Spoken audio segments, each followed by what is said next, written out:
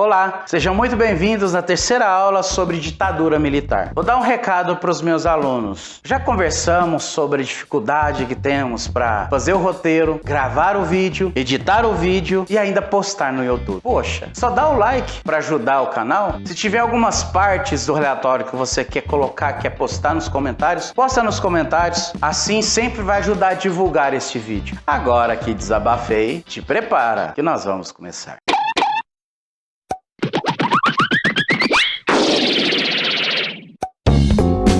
Na segunda aula sobre a ditadura militar, explicamos sobre o motivo da implantação da ditadura militar no Brasil e nas Américas. Agora abordaremos os presidentes, os governos na ditadura. Então vamos fazer um exercício. Fale comigo. Fi. Novamente.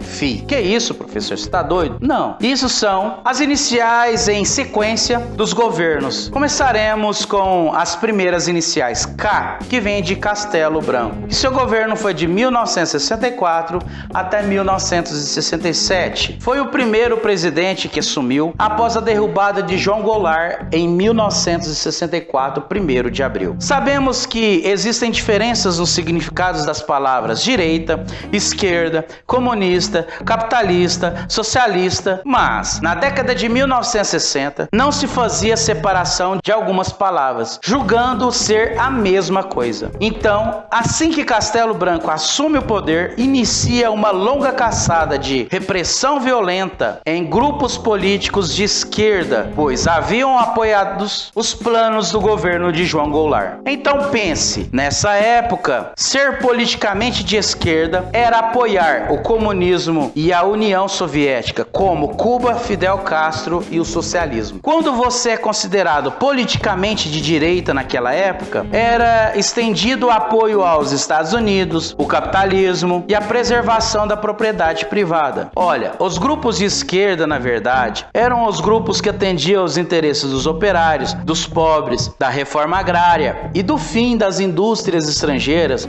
que enriqueciam com a exploração econômica no Brasil. Então, colocaria todos que tinham o pensamento de esquerda aqui citados como socialistas e comunistas. Aí, turma, vou repetir. No ponto de vista teórico, são palavras e pensamentos totalmente diferentes. Mas foi constituído um pensamento naquela época no qual alguns até hoje têm o mesmo pensamento de que todos eram socialistas e comunistas. Dentre os grupos políticos de esquerda caçados foram União Nacional dos Estudantes, Central Geral dos Trabalhadores e a Liga dos Camponeses.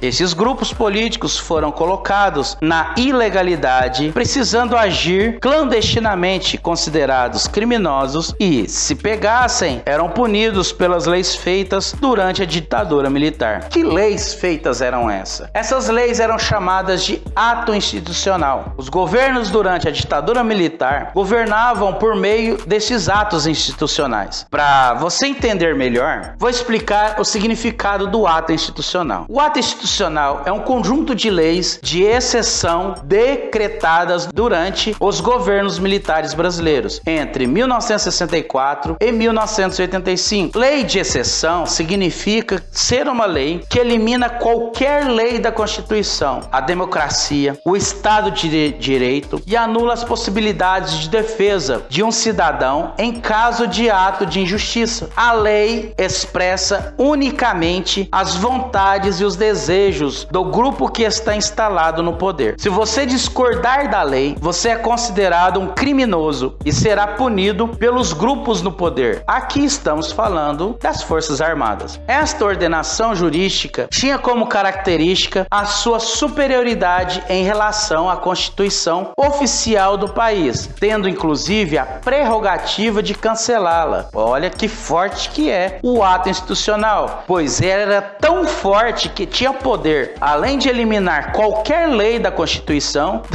eliminar a própria Constituição. Agora pergunto, já deu o seu like? Poxa, não deixe de dar o seu like. Também comente os relatórios para que possamos saber como é que está o andamento dos nossos relatórios. Caso você está chegando agora, não é inscrito, não é inscrita, aproveite para inscrever no canal e aproveitar toda a sequência de aulas sobre expansão territorial. Um grande abraço.